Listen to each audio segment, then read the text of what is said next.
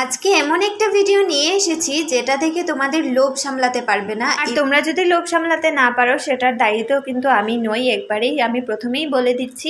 সকাল সকাল ঘুম থেকে উঠে ছাদে গিয়েছিলাম, গিয়ে দেখলাম আমাদের অপরাজিতা গাছে অনেক কটা ফুল ধরেছে আর জবা ফুলটাও ধরেছে।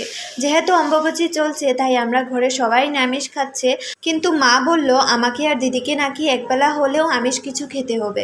সেটার নিয়ম কি আমি সেটা জানি না, তাই দিদি বলল এত সে তো মাছ টাছ খাওয়ার দরকার নেই, ডাইরেক্ট বিরিয়ানি বানিয়ে নিব, এগ বিরিয়ানি।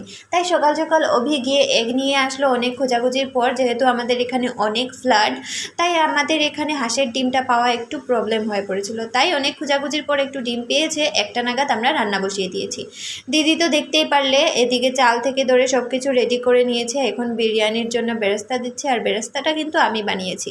এইদিকে গোলাপ জল থেকে ধরে কি কি দিচ্ছিল, আমি শুধু বসে বসে দেখছিলাম আর অবাক হচ্ছিলাম, এত কিছু লাগে এটা খেতে যে